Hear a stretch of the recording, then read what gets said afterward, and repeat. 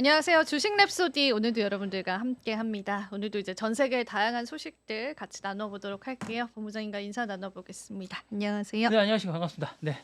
네, 오늘은 또 어떤 내용들부터 저희 한번 네, 오늘 풀어볼까요? 나라에 뭐 안 좋은 일이 있긴 했는데 음, 일단 외국 소식부터 먼저 좀 드리겠습니다.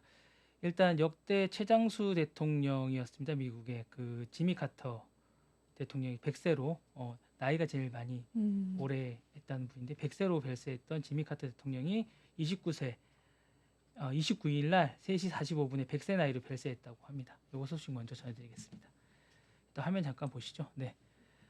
지미 카터 대통령이 그 29일 오후 3시 45분에 100세 나이를 별세했답니다. 조지아주 언론들이 그의 고향에서 별세했다고 이제 쭉 음, 보도했습니다. 그래서 이제 요 분이십니다. 네. 이분이 이제 호스피스 간호의 상태였고 카터 대통령은 77년부터 81년 동안 이제 그 재임하셨고요. 주한미군 철수 압박을 하셨고 한미 동맹이 심하게 이분 때문에 흔들렸습니다. 이분은 사실은 여러분들 저는 이제 기억을 하는데 여러분들은 기억하실지 모르겠는데 어, 재임 기간 중에는 인기가 없으셨어요. 아, 그래요? 네, 이분은 되게 인기가 없으셨고 재임 기간 이때는 재임 기간이 아니십니다. 재임을 음, 하고 나서 퇴임하고 나서 인기가 많으셨어요. 음, 퇴임하고 나서 94년에 1차 북핵위기 때 미국 중재자로 나셨고 평화와 이제 서울 오가면서 김영삼 대통령과 이제 김일성 만남을 도모하셨고 이런 부분에서 이제 인기가 많으셨습니다. 그리고 이제 이분 24년 10월에 조지아구 작은 마을의 농부의 아들로 태어났고요. 해군사관학교 졸업한 뒤에 이제 장교로 인간해서 해군 잠수함 부대에 복무를 했습니다. 그리고 나서 이제 조지아구 주지사로 이제 발탁을 했고 그다음에 대선에 민주당 후보로 나서서 공화당 제럴드 포드를 꺾고 당선됐습니다. 그리고 이제 재밌는 건 이분이 출마 당시 유권자 2%만이 그의 이름을 알았을 정도로 음. 인기가 좀 없었습니다. 그리고 이제 그 사실은 베트남 전쟁과 이런 것들을 하면서 사실은 이제 어부지리로 약간 좀 당선이 됐다고 얘기를 하는 아, 거고요. 네. 그래요? 그리고 나서 이제 이분이 이제 카터 대통령하고 상대되는 게 레이건 대통령인데요.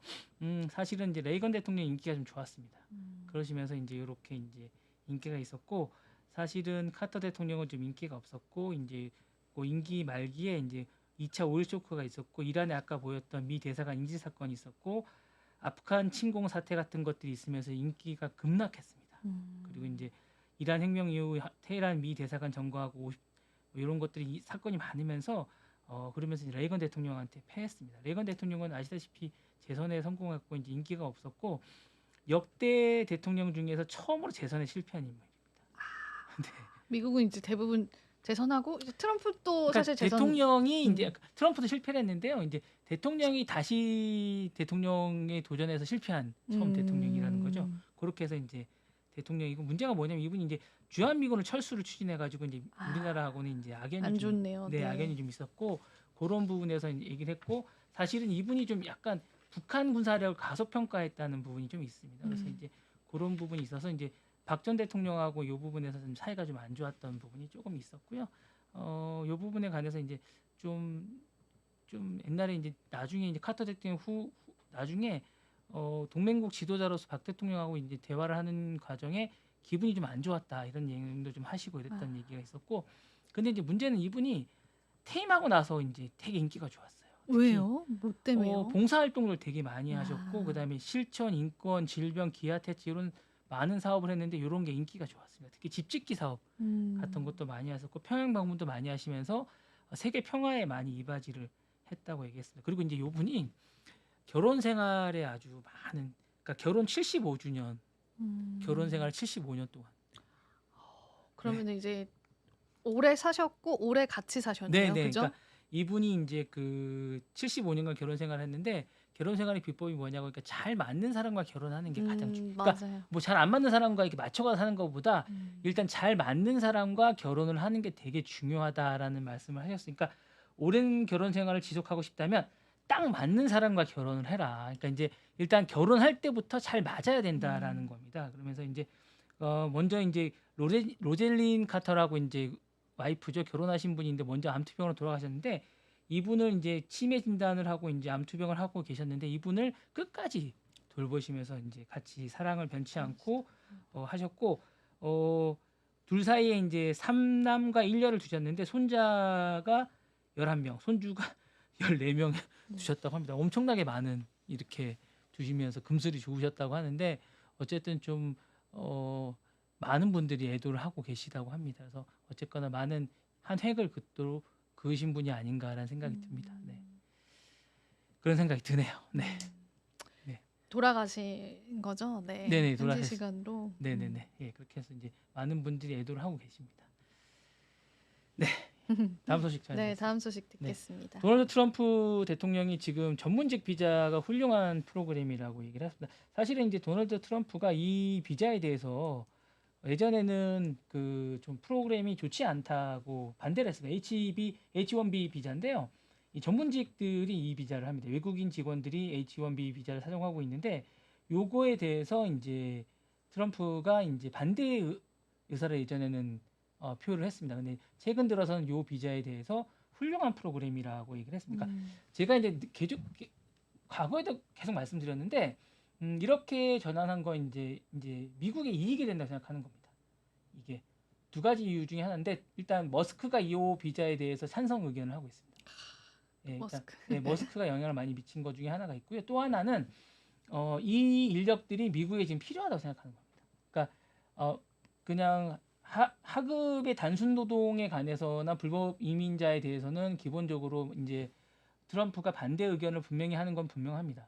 다만 그렇지만 이런 전문직 약간 도움이 되거나 이렇게 하는 비자에 대해서는 인구에 대해서는 계속적으로 트럼프가 유입에 대해서는 찬성을 하고 있는 입장이라고 생각하고 있습니다. 그래서 이 특정 전문직 유효 기간이 3년인데 연장도 가능하다고 생각하고 있고요.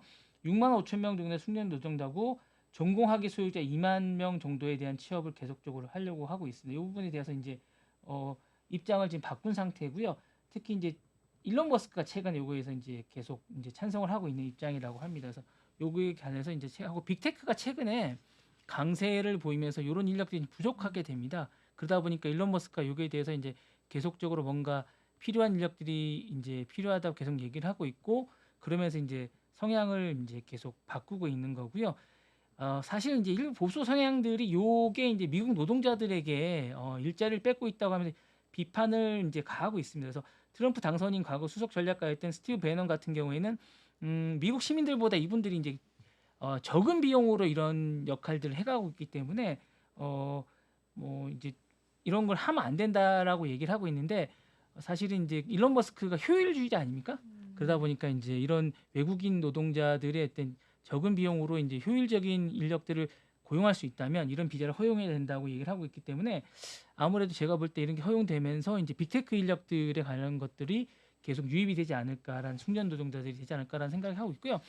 최근에 이제 제가 볼 땐 이런 건 이제 반도체 공장이 최근에 많이 지어지고 있지 않습니까? 네.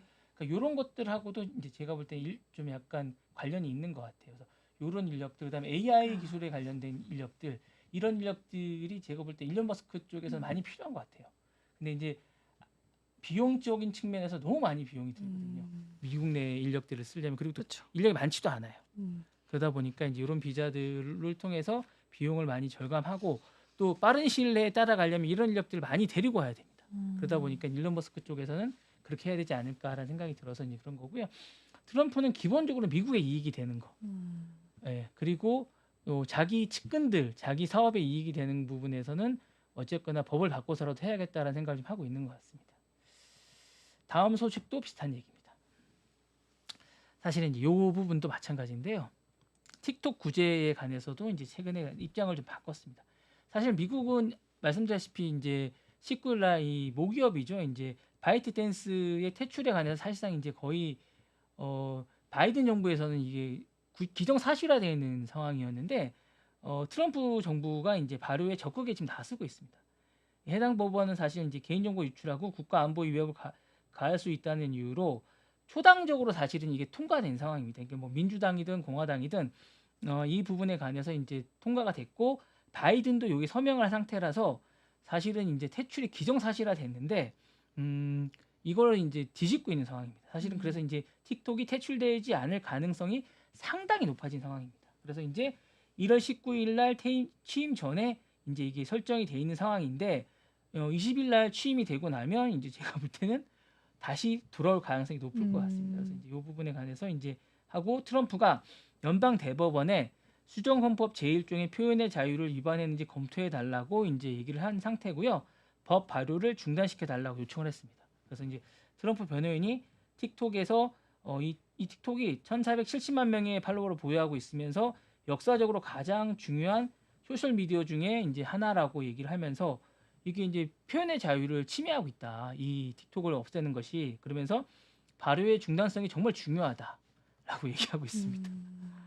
그러면서 이제 그 연기할 수 있는 권한을 현직 대통령이 가지고 있다라고 얘기하면서 이제 근데 조 바이든은 요거에 대해서 이제 연기해달라 하지 않고 있기 때문에 이제 일단은 연기가 안 되면 19일 날로 이제 퇴출이 되는 건데 계속 뭔가를 방법을 찾고 있는 것 같습니다. 그래서 이제 이 부분에 관해서 얘기를 하고 있는데 중요한 건 이제 이게 약간 저희가 좀 있다는 겁니다.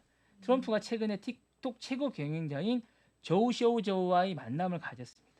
그래서 이제 이 조우 쇼우저가 뭔가 제가 볼 때 뭔가 제안을 한 게 아닌가라는 생각을 하고 있고 그러면서 이제 그러고 나서 입장이 많이 바뀌었습니다. 트럼프 대통령이 이 부분에 대해서 이제 뭔가의 어, 태도를 변화가 된 거고 조우 쇼우저가 이제 공화당에 거액의 기부를 한 게 아닌가라는 의심을 좀 받고 있는 겁니다. 그래서 그리고 이 조우 쇼우저는 기본적으로 이 바이트댄스 20% 이상의 그 어떤 뭔가 지분을 갖고 있는 걸로 알려져 있습니다. 그러다 보니까 이제 이 부분에 관해서 뭔가 많은 분들이 생각을 좀 갖고 있는 것 같습니다. 그래서 이 부분에 관해서 하고 있는 거고요.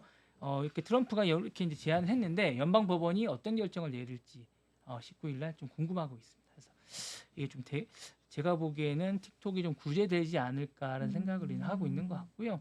이 만약 틱톡이 구제가 되면 제가 볼 때 메타나 스냅 같은 주식들이 좀 영향을 받을 것 같습니다. 어.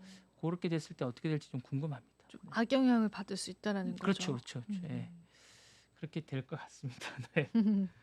네, 예, 그렇게 될 것 같습니다. 그리고 이제 요 뒤에 보면 이제 억만장자 제프 야스라고 있는데 요 분도 이제 틱톡의 주식을 좀 갖고 있는 것 같고 그래서 이제 이런 부분들이 어차피 이 미국은 다 로비의 나라입니다. 로비의 나라이기 때문에 이 로비가 얼마만큼 누가 로비를 잘하냐에 대한 거기 때문에 요 분들이 이제 자신들이 주식을 갖고 있는 주식이 로비를 해서 성사가 되면 그게 이제 휴지 조각이 되느냐 아니면 이게 또 어떤 가치 있는 주식이 되느냐이기 때문에 다들 가만히 있지는 않은 상황이라서 서로가 이제 계속 로비를 하는 게 아닌가라는 생각이 듭니다. 예, 다음 소식 네. 전해드리겠습니다. 자, 다음은 일본 라피던스가 2나노 반도체에 도전한다고 합니다. 예, 우리나라는 답답하네요.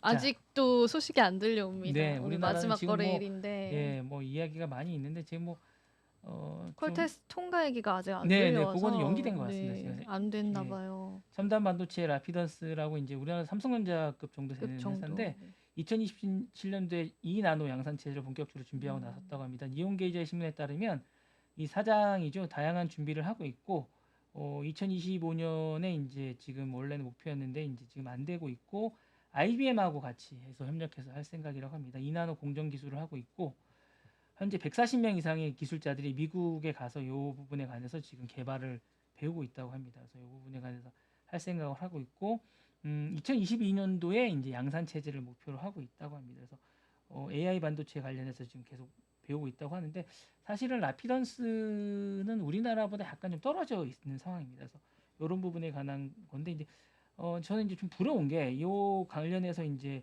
일본 정부가 4조 엔 정도를 이제 지원한다고 지원이 합니다. 들어갑니까? 그 정도 하고 공적 자금도 한 10조 엔 이상 전체 금액은 지원한다고 하고 요거를 해서 이제 매칭으로 민간 자본을 한다고 하는데 우리나라도 좀 이런 부분에서 뭔가 좀 공적 자금이 들어가야 되지 않을까. 지금 근데 사실 그죠? 뭔가 네. 그럴 수 있는 상황들이 세금만 이제 깎아주는 건 답이 아닌 것 같습니다. 네, 맞아요. 네네.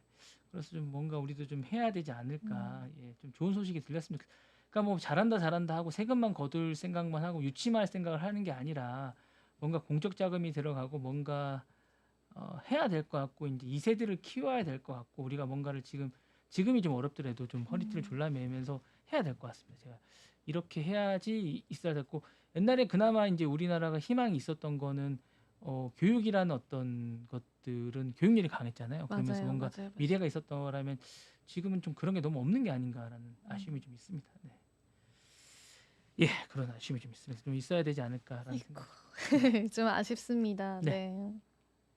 다음 소식은 넷플릭스가 지금 이제 NFL이죠. 미국 풋볼 리그를 생중계했습니다. 그래서 이제 그 본격적으로 하고 있는데 25일 날 우리나라 시간으로 26일이죠. 그러니까 오후 1시에 캔자스 치프스와 피츠버그 스틸러스 경기를 오후 4시 30분 벌티모어 텍사스 경기 연속으로 생중계했는데 요 1200만 명 정도가 네. 봤다라고 합니다. 최대 본 건 3,500만 건이고요. 엄청나게 많이 본 건수라고 합니다. 그래서 요걸로 해서 이제 NFL에 2,200억 정도를 경기 중계권료를 줬다고 하는데 대단한 거라고 합니다. 그래서 기본적으로 이제 제가 볼 때 넷플릭스는 기본적으로 스포츠 시장에서 이제 자신들의 이제 실시간 중계 능력은 인정받은 것 같아요. 제가 볼 때는 기본적으로 이제 넷플릭스는 우리는 요 부분에서는 이제 어느 정도 잘하고 있다. 유튜브나 다른 쪽에 비해서 이제 실시간 쪽에서는 이제 장악이 돼서 제가 볼 때 레거시 미디어 쪽에서 이제 긴장을 좀 해야 되지 않을까라는 생각이 좀 듭니다. 그래서 이제 조금 있으면 이제 그 WWE라고 이제 로우라고 혹시 그 레슬링 경기 아세요? 모릅니다. 잘 안 봐서요. 그 10년 네. 중계권이라고 그 미국에서는 되게 유명한 프로 거예요? 스포츠 경기인데 그 네. 경기도 이제 10년 중계권 50억 달러에 계약을 했습니다. 그래서 이제 요 경기도 이제 미국 스포츠 중계 중에 프로 레슬링 경기인데 요거는 중계권 계약을 했습니다. 그래서 요것도 인기가 있을 것 같고 또 피파 요 경기입니다. 요 여성 축구 경기 2027년 31년 경기도 미국 내 독점 중계권을 확보했습니다. 그래서 사실상 이제 콘텐츠를 점점 더 확보해 나가는 건데 제가 볼 때는 월드컵이나 이제 스포츠 경기에 있어서 이제 미국에서 인기가 있는 월드컵은 별로 인기가 없을 것 같고요. 메이저리그나 NBA 같은 거기 거 락비도 많이 보지 않아요? 그게 좀 얘기했던 네. 게 NFL이 미국 풋볼 리그거든요. 그게 예, 풋볼이 그겁니다. 미국 풋볼 리그.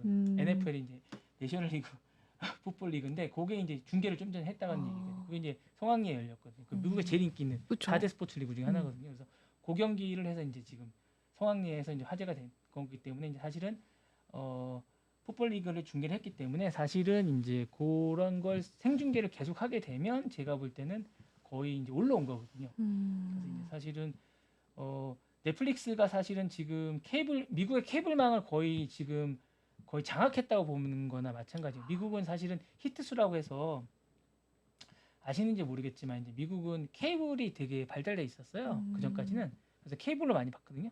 그런 중계가 유료로 해서 이제 HBO나 이런 걸로 해서 유료 중계로 자신들이 계약을 해서 봅니다. 네. 이런 다 유료 중계입니다. 그렇구나. 네, 유료로 자기 얼마씩 내면 다 이제 볼 수 있는 약간 이런 식이거든요. 그러니까 HBO라고 이제 그 홈 비디오라고 해서 이제 그런 걸 유료로 중계로 다 봅니다. 그런 것들을 다 유료로 중계로 해서 자기가 돈을 얼마 내면 그런 타이슨 경기나 이런 NFL 같은 그게 수요가 실제로 많아요? 많습니다. 그래서 이제 그런 것들 하고 이제 그리고 이제 시청률을 어떻게 내냐면 만약에 이제 드라마 같은 경우도 이제 어떤 식이냐면 우리나라는 다른 게 히트수로 냅니다.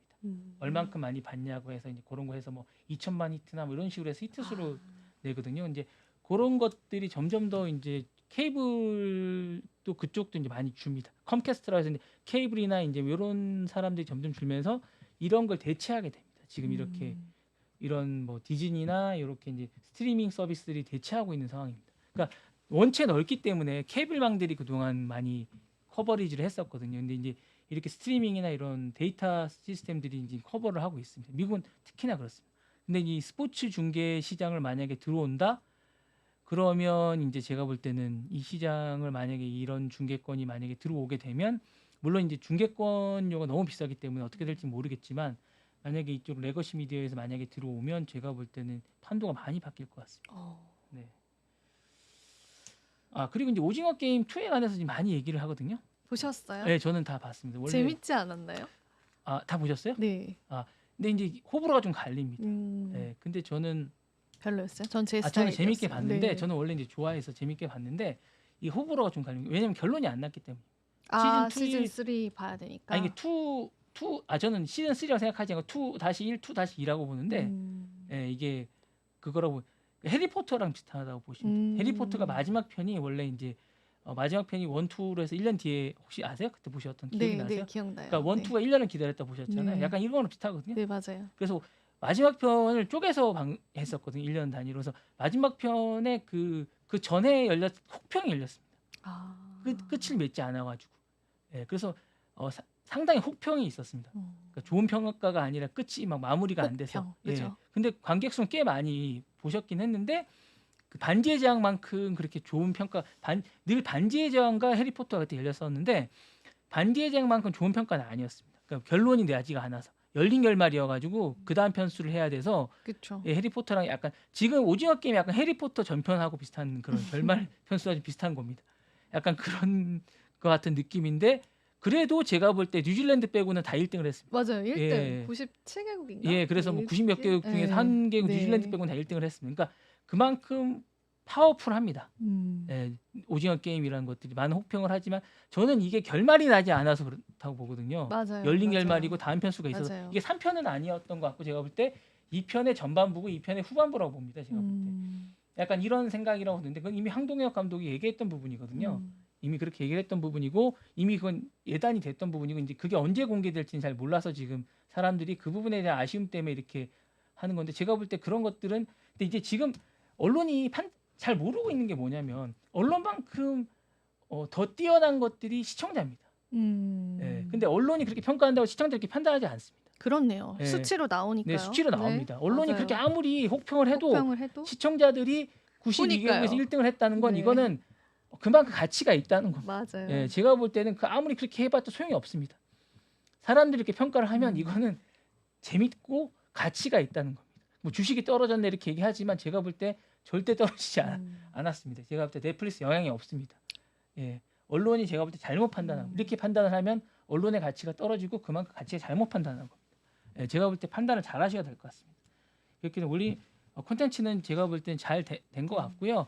그 판단은 시청자들이 하는 겁니다. 언론이 하는 게 아니고, 예, 평론가들이 하는 게 아니고 시청자들이 하는 겁니다. 예, 레거시 미디어가 하는 거 아닙니다. 제가 볼 때 그렇게 판단해야 될 것 같고요.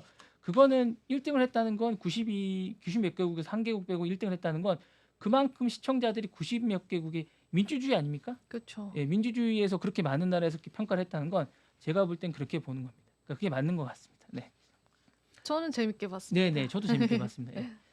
물론 뭐 전편에서 많은 것들이 공유되고 비슷한 것들이 있겠지만 어차피 이제 그 이병헌이 누군지 알지 않습니까? 저희가 네, 맞아요. 그런 부분을 알기 때문에 예, 그런 부분이 공개된 부분이 아는 내용이 있기 때문에 뭐 공개된 부분을 알면서도 그렇게 보는 게 재미있는 것 같습니다. 네. 어쨌거나 이제 그런 부분을 잘 보셔야 될 것 같습니다. 그러니까 이게 이제 기본적으로 이제 현대 사회에서는 레거시 미디어나 평가가 많이 바뀌기 때문에 그런 부분들에 대해서 평가는 이제 현대 사회에서는 시청자들이 한다. 그리고 그게 언론이다, 주류다라고 생각하시면 될 것 같습니다. 네, 다음 편 잠깐 보겠습니다. 예, 다음 이제 어제 이제 잠깐 있었는데 요 얘기를 좀 전해드려야 될 것 같습니다. 어쨌든 어제 제주항공 여객기 참사가 있었습니다. 그래서 일단 29일이었죠. 어제 이제 181명 중 이제 179명이 사망했습니다. 그래서 국내 최대 참사였고요.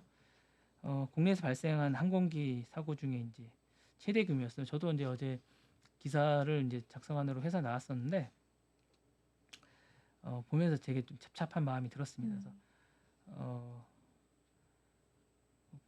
일단은 뭐 그 결론을 빨리 내리기보다는 일단은 좀 제대로 파악하는 게 중요할 것 같고 재발 방지를 좀 하는 게 중요할 것 같습니다. 그래서 어쨌든 여러 가지 뭐 이야기를 하고 계시지만 아직 정확한 건 밝혀지지 않고 있습니다. 그래서 어쨌든 조류 충돌을 경고한 이후에 이제 바로 랜딩 기어 없이 내리다가 속도를 주지 못하고 이제 부딪혀서 충돌했습니다. 이제 다행히 이제 다른 사고와 달리 이제 그 식당에 계셨던 어떤 분이 촬영한 것들이 공개가 돼서 찍었습니다. 그래서 그 찍는 장면이 그대로 뭐 유튜브나 이런 데 보시면 나오기는 있는데 그런 부분들이 이제 하고 여러 가지 방법들이 제기되고 있습니다. 그래서 그런 부분들이 나와서 이제 했고 많은 분들이 애도를 하고 있는데 어쨌든 이제 안타까운 일이 아닐 수 없습니다. 그래서 많은 기사들이 나오고 있고 뭐 예, 많이 하고 있습니다. 이제 서울경제 TV 쪽에서도 이제 여러분들이 저희가 이제 취재를 하고 있습니다. 그래서 들려오는 대로 여러분들에게 많은 소식을 전해드리도록 하겠습니다. 예.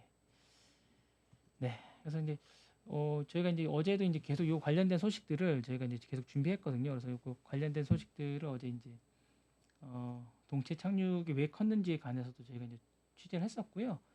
어제 관련된 것들에 관해서도 이제 저희가 쭉 취재를 했었습니다. 그래서 어제 하고 오늘도 이제 계속 취재를 하고 있습니다. 그래서 제가 들어오는 대로 계속 소식을 전해드리도록 하겠습니다. 예. 아이고, 너무 참사를 우리가 겪어가지고 그죠? 네, 마음이 무겁습니다. 네네네. 네. 다음 소식 바로 한번 네, 들어보도록 하죠. 요게 네. 그리고 이제 캘리포니아에서 억만장자가 탄생했습니다. 오, 네. 그때 말했던 그 네네네. 복권인가요? 27일 날에 예. 이야, 미국에서 3개월 동안 이제 당첨금 이야, 12억 2천만 달러, 대단한데요? 그러니까 1조 8천억 정도 음, 주인공이 탄생했습니다. 요 가게가 이제 공개된 가게가 이제 여기서 나왔습니다. 누군지는 안 밝혀졌고요. 캘리포니아에서 나왔습니다. 여러분, 제가 가져왔지 않습니까? 이 가게, 네. 이 가게를 가게 주인 인터뷰 제가 땄습니다. 땄어요 인터뷰를요? 인터뷰 땄는데 오디오가 안 나와서 제가 아 진짜요? 예, 아 진짜요? 예, 제가 다녀온 건 아니고 외신을 잠깐 가져왔습니다. 저 진짜 깜짝 놀랐어요. 그 사이에 다녀오신 줄 알고 주말 예, 사이에. 주말 사이 네. 미국 따르면 너무 오래 걸립니다. 네. 지금 뭐 여기 제주도 취재도 하고 그래야 돼서 제주도가 아니라 제주항공 취재도 해야 되고 그래서 힘듭니다. 요거 제가 이제 그 외신을 받아왔고요. 요 가게입니다. 요 가게고요. 주인공 차가 미국 시간으로 27일 1등 당첨자 캘리포니아에 나왔고 신원이 공개되지 않았습니다. 이게 요 가게입니다. 요 가게에서 이제 당첨자가 나오셨고요. 뭐 방법은 제가 말씀드렸습니다. 1에서 70까지 숫자는 5개, 그리고 1에서 25까지 메가볼이라 불리는 한 개를 맞춰야 이제 가능하고 3억 분의 1 정도의 숫자입니다. 그래서 이제 보통 이제 연금으로 받거나 일시불로 받습니다. 일시불로 받을 경우에 이제 아까 말씀드린 대로 8천억 정도로 이제 금액이 줄어듭니다. 보통 근데 8천억 정도로 금액이 줄어든 상태에서 받습니다. 보통 많은 분들이. 예, 그래서 이제 받게 되고요. 역대 최고 금액은 지난해 8월에 나온 16억 달러. 우리나라 돈으로 2조 정도 금액이라고 합니다. 요 분들이 주인이십니다. 요 분들이 주인이시고요. 요 가게에서 나왔습니다. 네. 이분들이십니까? 이분들 당첨자가 아니고요. 한 주인들이 예. 그 가게 주인. 가게 그죠? 주인 인터뷰를 예. 그 미국인이 아니신가 보네요. 네네. 그죠? 원래 델리라고 여러분들이 여러분들이 델리라고 혹시 아시는지 모르겠는데 인도 아니 델리가 뭐냐면요. 델리라고 이제 뉴욕 같은 데 가시면 우리랑 따지면 편의점 같은 뜻입니다. 네. 델리라고 많이 부르는데요. 이제 뉴욕에 가서 이제 뭐 유학생들 보시면 거기 가서 이제 밥도 먹고 그 편의점 같은 데입니다. 밥도 팔고요. 거기서 뭐 피자도 팔고 뭐 간단히 이제 예, 한 뭐도 끼 먹을 수 있고 먹을 슈퍼 수 같기도 하고 뭐 있는. 이런 데입니다. 그런 데 가서 이제 파는 데입니다. 거기 슈퍼 같은 데입니다. 예, 그런 데 가서 약도 팔고 뭐 이런 데거든요. 많습니다. 그런 데. 편의점 같은 거. 네, 한국 분도 많이 하시고 보통 이민자들이 많이 합니다. 이민자들이 가장 많이 하는 게 델리 세탁소 뭐 이런 겁니다. 예, 그래서 이민자들의 직업은 그 사람을 마중 나오는 사람의 직업이 뭐냐에 따라서 그 사람의 직업이 정해집니다. 그래요? 같은. 예, 그래서 이민자로 직업이 유학생이면 유학생일 가능성이 높고요. 직업이 의사면 의사가 될 가능성이 높고요. 그 사람이 델리라면 델리가 될 가능성이 높습니다. 이민자로 누가 마중을 나오느냐가 그 사람의 직업이 될 가능성이 그렇죠. 예, 네. 마중이 누가 나오냐가 목사면 목사가 될 가능성이 높습니다.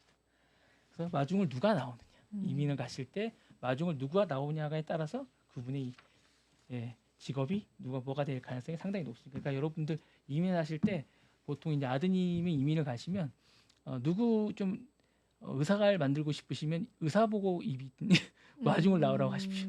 그럼 아드님이 의사가 될 가능성이 높습니다. 근데 이제 보통 델리를 하거나 세탁소 하시는 분들이 많이 아니면 유학원 하시는 분들이 많이 나오시는데 그러면 그 셋 중에 하나를 직업으로 택할 가능성이 되게 높습니다. 왜냐하면 초반에 정착을 하실 때 그분들의 조언을 많이 듣거든요. 그렇죠. 그래서 이제 그 직업을 많이 할 가능성이 높습니다. 그러니까 유학을 하거나 초반에 정착을 하실 때 누구의 조언을 듣냐에 따라서 직업을 어떻게 선택하냐가 많이 결정됩니다. 그래서 제가 볼 때는 마중 나오는 분을 고르시는 게 좀 좋습니다. 고르실 수 있다면 그분의 직업을 골라서 하시는 게 좋습니다. 그래서 저는 그렇게 하라고 말씀을 드리고 싶네요. 네. 거의 제가 말하는 게 거의 맞습니다. 네. 네. 다음 얘기 잠깐 들려드리겠습니다. 네. 이분 아세요 혹시? 아니요, 저는 모르는 이 분입니다. 루카 돈치치라고 네. 이 되게 유명한 그 NBA 스타입니다. 네. 저희가 이제 주식 랩소디가 이제 NBA까지 진출합니다. 댈러스 매버릭스 NBA 스타인데요. 이분이 강도를 당했어요. 집에 도둑이 됐어요. 요즘에 이제 NBA 대표 스타들이 집에 강도가 많이 듭니다. 셀럽 집에 강도가 많이 듭니다. 이게 이제 그 뭐냐면 되게 이게 좀 뭐랄까 이게 조직적으로 강도가 많이 듭니다. 이게 집을 이제 사람들이 요즘에 이제 많이 해킹을 하거나 막 집을 다 많이 안다고 합니다. 그래서 이 사람들이 이 특히 스포츠 스타들은 이렇게 막 다니잖아요. 투어를 많이 다니거나 이런 사람들은 이제 원정을 많이 다닙니다. 그러니까 집을 많이 비워요. 그러다 보니까 집이 어딘지 많이 아는 거예요. 그러니까 이런 강도단들이 이런 집을 많이 가요. 그리고 부자잖아요, 이분들. 타겟이 되겠어요. 네, 그리고 이제 메이저리그 스타들도 많고 그러니까 집이 어딘지 압니다. 그래서 현지 보도에 따르면 돈치치 집에는 약 3만 달러, 4천만 원의 보석을 도난당했고요. 그래서 뭐 집에 아무도 없었고 가족들은 안전하다고 하는데 경찰이 조사 중이라고 하고요. 사실은 이제 뭐 지금 돈치치는 부상을 당해서 지금 치료 중인데 이제 약간 우울하다고 하고요. 사실 돈치치는 되게 유명한 스타입니다. 연봉도 한 우리나라 돈으로 한 4천억 정도, 400억 정도 됩니다. 되게 유명한 스타고요. 근데 이제 사실 이뿐만 아니라 이제 뭐 NFL에 아까 좀 얘기했던 캔자스 치프스의 스타 쿼터백이죠. 패드릭 마홈스도 이제 도둑을 당했고 신시대 벵갈스의 주어 버러우 집에도 그랬고 NBA 스타 중에서 미러키 벅스의 바버 포티스나 미네소타 팀버울스의 마크 코니라고 이런 분들도 이제 도둑을 많이 당했습니다. 그래서 뭐 MLF나 뭐 많이 당했습니다. NBA도 마찬가지고 뭐 메이저리그 스타들도 많이 당했고요. 이게 좀 FBI 때문에 이제 국제 범죄 조직들이 사전에 드론이나 신호 방해 장치나 뭐 그 핸드폰 해킹 같은 걸 통해 가지고 이런 집들을 많이 어디가 비고 어떻게 되고 뭐 관계나 뭐 핸드폰 해킹해 가지고 뭐 비밀번호 같은 걸 많이 해킹한다고 합니다. 그래 가지고 이제 집 뭐 비밀번호나 이런 것들을 막 하고 그다음에 메신저 같은 것들을 해 가지고 이제 비밀번호 같은 걸 다 한 다음에 집이 언제 비고 그다음에 비밀번호 같은 해킹을 해서 그런 집을 다 턴다고 합니다. 야, 대단하네요. 예, 그리고 셀럽들이나 이런 투어를 많이 하고 이제 이런 분들은 이제 여기저기 많이 다니지 않습니까? 그리고 집이 이제 그 비버리힐스나 이런 그런 데 있거든요. 어번에 있는 데 있으니까 LA 부촌에 있으니까 그런 데가 경비가 삼엄하지만 밤에 이런 데 뭐 가면 잘 텁니다. 그래서 조심해야 됩니다. 많이 털립니다. 그리고 보석이 많기 때문에 금방 털고 도망갑니다. 그렇겠네요. 예, 그리고 이제 LA 같은 데 가면 여러분들이 보면 이제 이 그 이렇게 되게 특이한 걸 많이 보시는데 핸들에 이렇게 길게 뭐를 끼워놔요. 자동차로 못 훔쳐가게. 그래요? 네, 뭘 네. 껴놓으면 움직이지 않는 예, 핸들을 건가요? 아예 못 가져가. 아, 핸들이 아예 네, 네, 움직이지 네. 않는 건가요? 그런 것도 많습니다. 고급 차들을 많이 훔쳐가서. 특이한 거 그리고 많아요. 치안은 진짜 한국만한 데가 없는 것 같아요. 치안이 최고입니다. 네, 치안은. 정말 좋은 나라입니다. 그러니까 유럽도 사실 그 도난이 되게 많잖아요. 유럽은 소매치기가 정말 네, 많습니다. 소매치기도 많고. 네, 유럽은 정말 여러분 이탈리아나 이런 데 가시면 정말 조심하셔야 돼요. 맞아요. 네, 일단은 그런 거 부끄러워하지 마시고요. 그 안쪽 주머니 속에 주머니에 뭘 넣어두셔야 됩니다. 아, 주머니, 네, 주머니, 네. 주머니. 네. 그런 걸 부끄러워하시면 안 됩니다. 네. 핸드 뭐 이렇게 못 낸다고 앞에다 주머니 이렇게 하시면 안 됩니다. 바로 털립니다. 그리고 막 사람 많은 데 다니시면 안 됩니다. 여권 잃어버리시면 큰일 납니다. 야, 여권 잃어버리면 어떡해요? 한국 대사관 가셔야죠. 제가 전한 소식은 여기까지 하면 될까요? 네.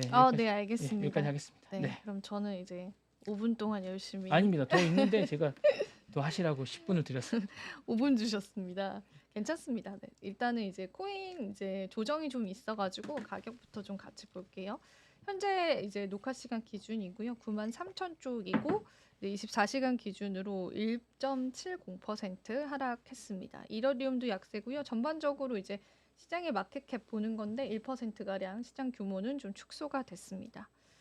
도미넌스 보시면 이제는 조금 중립 상태로 돌아왔어요. 투자 열기가. 그리고 제가 또 자료로 준비를 하지 못했는데 비트코인 이 거래량 자체도 그 한참 우리가 트럼프발 이슈에서 막 환호했었을 때 대비해서 50% 좀 급감을 했어요. 그래서 시장 자체의 열기가 조금은 사그라드는 그런 모습을 보이고 있는데 뭐 이전 이제 암호화폐 시장의 패턴을 파악을 해보면 강세 그 고점이 이제 2번 정도 왔었거든요. 그래서 이제 그거를 기다리느냐 시장에서 아니면은 이제 강세장이 끝나느냐 이런 또 시선들이 좀 굉장히 많은 것 같습니다.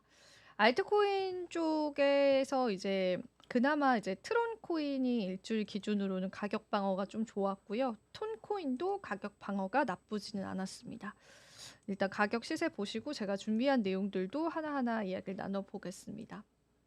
음, 마이크를 좀 가까이 해서 말씀드릴게요. 잘 안 들린다고 하셔가지고 제가 일단 마이클 세일러 쪽에 관해서 추가 비트코인 매입 매수 가능성을 좀 시사했던 부분들이 있어서 요 부분들이 또 보도가 됐더라고요. 세일러 회장이 이제 자신의 X 계정에서 세일러 트래커 웹사이트 비트코인의 차트를 이제 공유를 했습니다. 요 차트를 공유하면서 이제 불안한 파른 선들이라는 짧은 코멘트를 남겼는데 이제 이 코멘트에 따라서 추가 매입을 할 것이냐 그런 내용들이 좀 나오고 있죠. 그리고 이 게시물 자체도 하루 만에 166만 조회수를 기록하면서 시장의 이목을 집중시켰습니다. 그래서 세일러의 비트코인 추가 매입 소식이 지금 이런 좀 약간 잠잠한 시장에서도 들려올지 같이 살펴보시면 좋겠고 그리고 이제 비트코인 채권 상장지수 펀드 신청서까지도 나왔어요. 제가 예전에 뭐 비트코인뿐만 아니라 암호화폐 쪽으로에 관한 금융 상품이 굉장히 다양하게 나오고 있는 추세다라고 말씀을 드렸는데 이 상장 지수 펀드 채권 쪽으로 나왔습니다. 비트와이즈와 스트라이브 파이낸셜, 마이크로 스트래티지와 같이 비트코인 매입 전략을 채택한 기업에 투자하는 ETF를 출시합니다. 이거 지난 랩소디 시간에도 알려줬었거든요. 그래서 요 이제 ETF 출시 같은 경우에는 지난번에 말씀드릴 것처럼 최소 1000 비트코인을 보유하고 있으면 시가총액 1억 달러 이상 그리고 일평균 유동성 100만 달러 이상 자유 유동 주식 10% 미만 기업이 이 펀드에 편입이 될 수 있고 이 펀드는 기업이 보유한 비트코인의 시장 가치에 따라서 가중치를 부여하는 방식이다라고 합니다. 그래서 요 이제 이게 아직 승인이 난 건 아니고 이제 다양한 형태의 이제 암호화폐 시장에서의 상품들이 지금 나오고 있다. 여러분들 그렇게 그 정도로만 일단 소화하시면 될 것 같고요. 시장의 영향력에 대해서는 어떨지에 관해서는 뭐 아무래도 비트코인 현물 ETF 처음 출시에 대한 그런 파격적인 반응은 아니지 않을까 그렇게 보고 있긴 한데 일단 다양한 이제 파생 상품들이 이제 시장에 나오고 있다. 그런 정도로 조금 해석을 해보시면 될 것 같습니다. 자, 그리고 분석 하나가 나왔어요. 93,000달러를 유지해야 이제 반등 가능성이 있다라고 합니다. 비트코인이 93,000달러를 유지하는 것이 향후에 가격 반등을 위해 중요해질 것으로 보인다고 했는데 일단은 아직까지는 이제 유지는 되고 있는 상황이기는 해요. 그래서 애널리스트 알리 마르티네즈는 이제 다양한 이제 기술적인 분석을 하는 분석가이고 이 분석가의 내용을 제가 또 많이 브리핑을 해드리잖아요. 그래서 X를 통해서 TD 시퀀셜 지표가 시간당 차트에서 매수 신호를 표시했고 93,000달러의 지지선이 유지될 경우에만 가격 반등이 가능할 것이다라고 전망을 했습니다. 지금은 이제 제가 앞서도 보여드렸지만 93,000을 유지를 하고 있는데 이제 93,000 밑으로 떨어지게 되면 이제 또 다른 가격 지표가 형성이 되는 겁니다. 이분의 분석에 따르면은 그래서 그때 또 시장의 눈높이를 변경해야 될 가능성이 있습니다. 그래서 그 부분들 여러분들 같이 살펴보시면 좋겠습니다.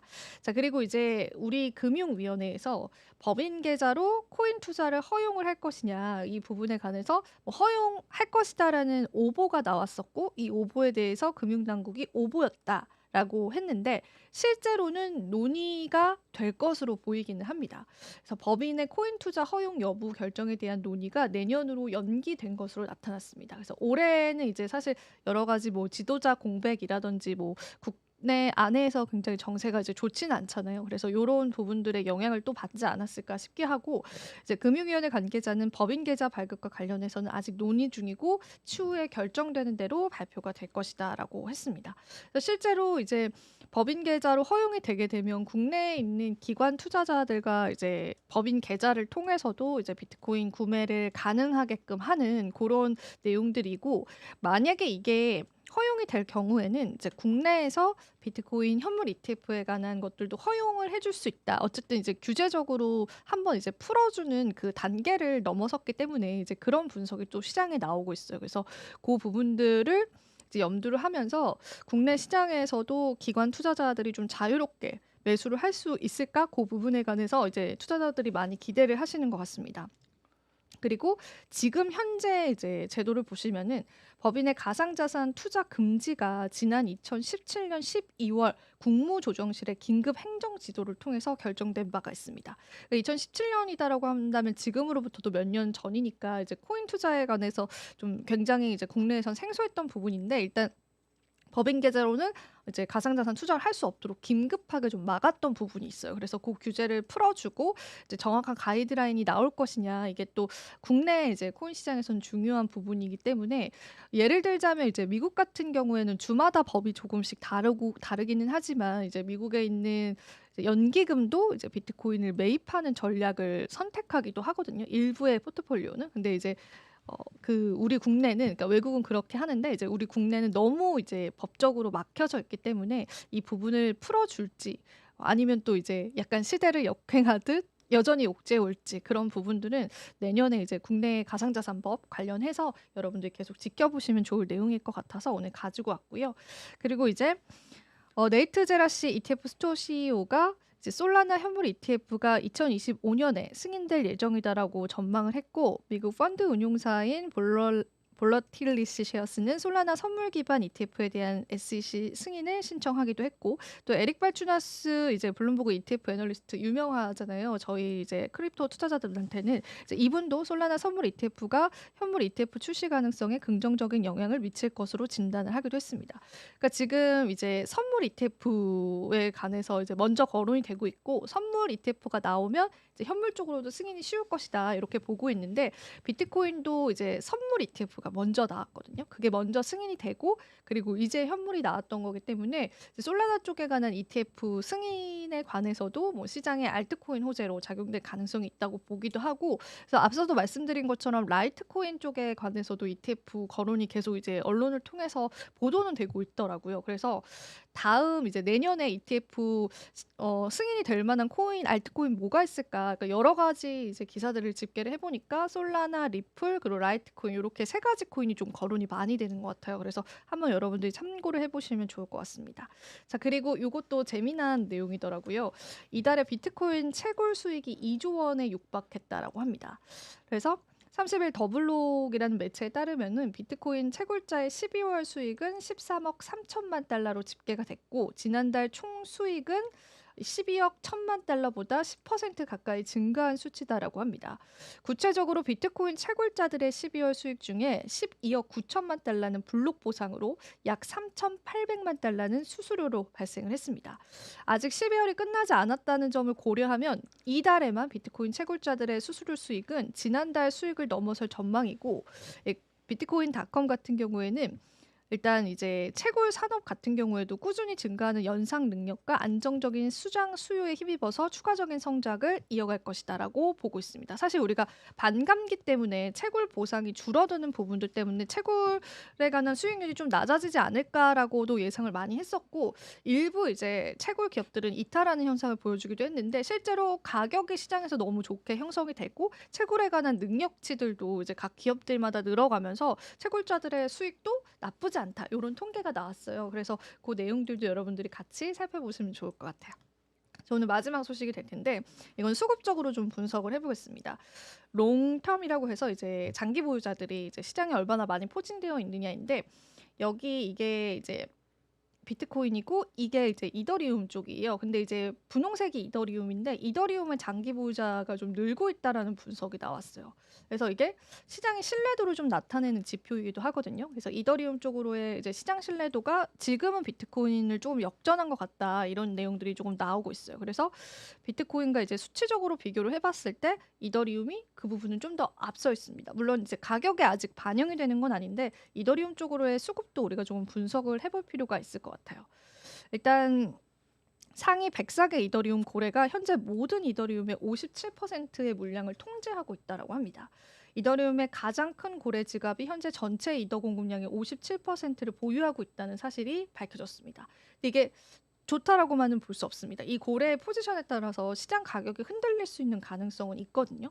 그래서 이러한 대규모 보유자들의 축적 추세는 일단 여기에서 풀이하는 걸로는 이 이더리움 쪽에 관한 믿음이 투자자들의 큰손 투자자들의 믿음이 좀 두터워지고 있다라고 표현을 하긴 했어요. 하지만 이제 다른 측면에서는 이들이 이제 매수를 이제 멈추고 매도세로 돌아섰을 때의 그런 물량들을 과연 이제 누가 받아줄 것이냐에 따라서 또 시장 가격에 영향력을 미칠 수 있기 때문에 이런 부분들을 여러분들이 조금 더 객관적으로 바라보시면 좋지 않을까 싶습니다. 하지만 지금은 이제 장기 보유자들의 물량 자체는 이더리움이 비트코인을 뛰어넘었고요. 이게 가격으로 반영이 될지 여부들은 또 우리가 시장 상황 보면서 같이 살펴보면 좋을 것 같습니다. 그래서 오늘도 또 다양한 뉴스들 또 열심히 모아왔는데 좀 도움이 되셨으면 바랍니다. 자, 오늘 랩소디 여기서 마쳐보도록 할까요? 네, 네, 네. 네, 좋습니다. 오늘도 긴 시간 동안 시청해주신 여러분 감사드리고요. 저희는 내일 또 찾아뵙겠습니다. 네, 네, 네, 네. 네, 시청해주신 여러분 고맙습니다. 감사합니다.